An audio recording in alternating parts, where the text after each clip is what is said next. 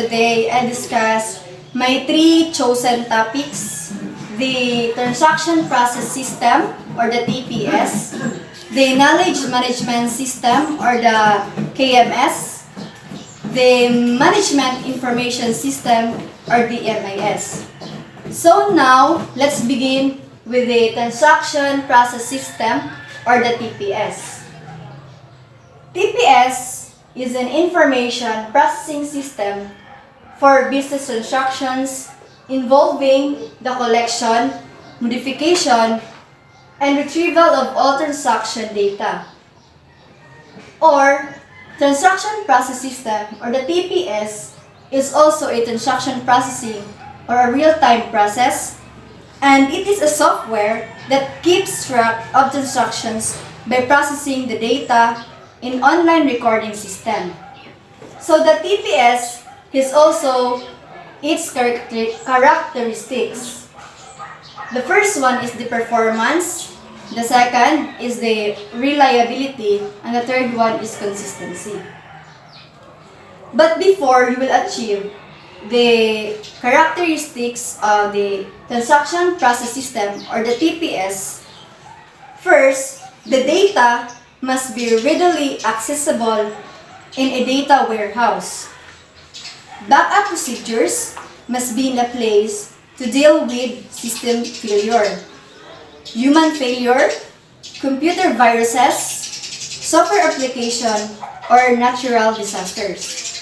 So I have here some examples of the TPS or Transaction Process System. The first one is the Automated Teller Machine or the ATM, Airline Reservation Systems, Payroll System, and Order Processing System. So here in Automated Teller Machine or the ATM, the process here is just like when you withdraw and then deposit, and lastly, you will check the balance. So it's just like a cycle. It's just like this scenario.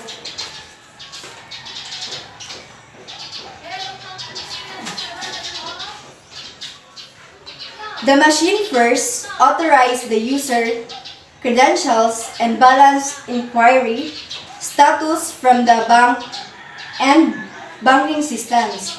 Once the information is received, the ATM machine processes the user request or overall transaction.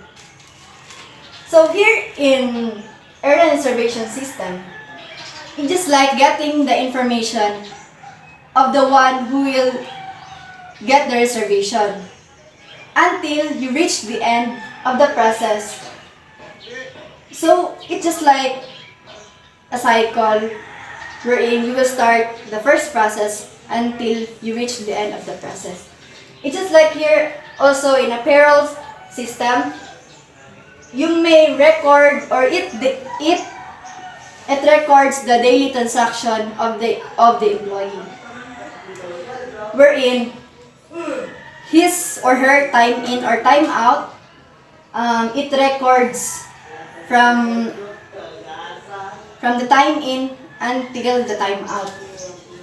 So here in order processing system, you may get the menu.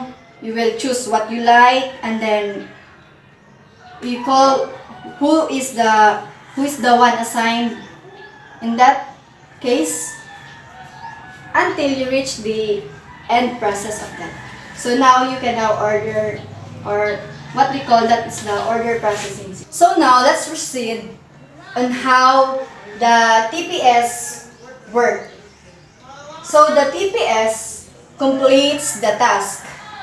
It collects different interrelated tasks and process that must work in sync to finish an overall process transaction. So the TPS is also a types. These are the order processing, accounting, and purchasing. The importance of transaction processing system.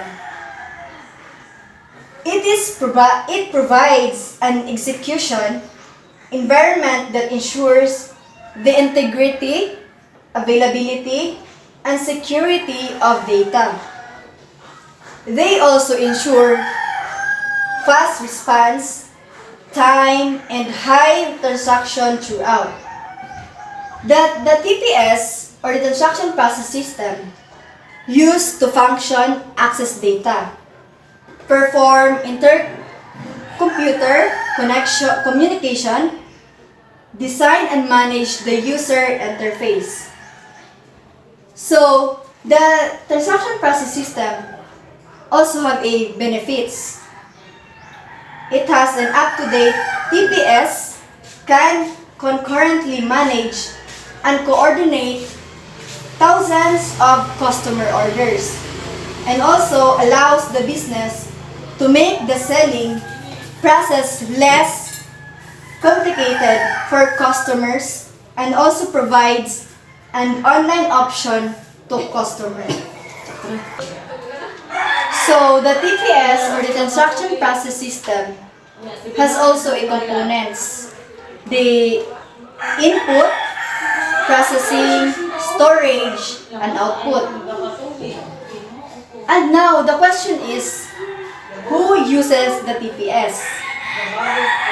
The TPS uses, or the users of the TPS are the informal users.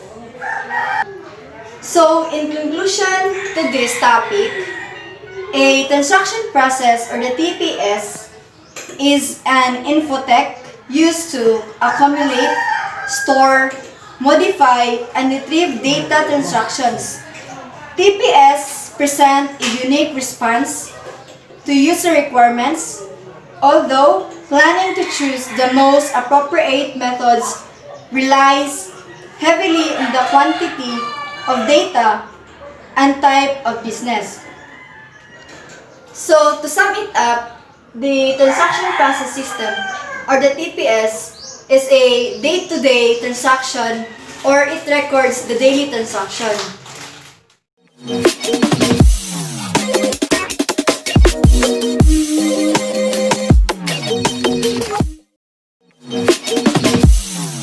So now, let's proceed to the second topic, the Knowledge Management System, or the KMS. KMS is any kind of IT system that stores and retrieves knowledge, improves collaboration, locate knowledge sources, and enhance knowledge management process. I have here some examples of knowledge management system. The feedback, database, shared project files, and research files. So I have here an edition of knowledge management system. It is a process of creating, using, and managing knowledge and information of an organization. So the purpose of knowledge management system is to share perspectives, ideas, experience, and information. And the second one, to ensure that they are available in the right place and the right time to enable informed decision. And lastly, and to improve efficiency by reducing the needs to discover knowledge. So, the knowledge management system has also a types. The first one is the enterprise-wide knowledge management system, knowledge work system, and lastly, an intelligent techniques. So, the importance of knowledge management system is because it boosts the efficiency of an organization's decision-making ability. So, in making sure that all employees have access to the overall expertise held with the organization, a customer workforce is built who are more able to quick, informed decisions that benefits the company. So, why does this knowledge management system important? So, it is important because it increase the quality of your suppliers, resulting from better awareness of what customers want and what your staff require. So the conclusion to this is that knowledge management is becoming increasingly important to organization. Having an effective knowledge management system not only protects revenues, it may also improve retention, increase productivity, and promote innovation.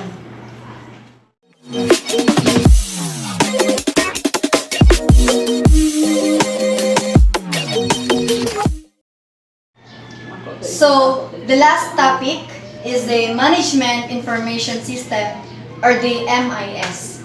MIS is a computer system consisting of hardware and software that serves as the backbone of an organization's operation. An MIS gathers data from multiple online systems, analyzes the information, and reports data to aid in management decision making. So in addition to this, management information system is the use of information technology, people, and business processes to record, store, and process data to produce information that decision makers can use to take day-to-day decisions. So, uses of management information system.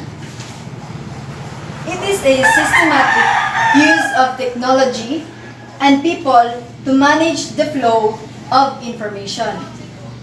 It is use of point of sale, data collection, logistics, inventory control, and internal communication, all which affect retail operations and marketing. So why is management information important? So management information system is important because all business have a need for information about the tasks which are to be performed. So I have here the examples of management information system. The first one is the bank information system, railways information system, educational information system. So, the conclusion to this is that MIS is the information can be used is a strategic weapon to counter the threats to business, make businesses more competitive, and bring about the organizational transformation through integration. MIS provides support to managers as they work to achieve corporate goals and enables managers to compare results, to establish company goals, and identify problems, areas, and opportunities for improvement. So, this is my last topic. From the TPS or the Transaction Process System to Knowledge Management System, and the last topic, MIS or the Management Information System. I hope you learned something from my discussion. So thank you.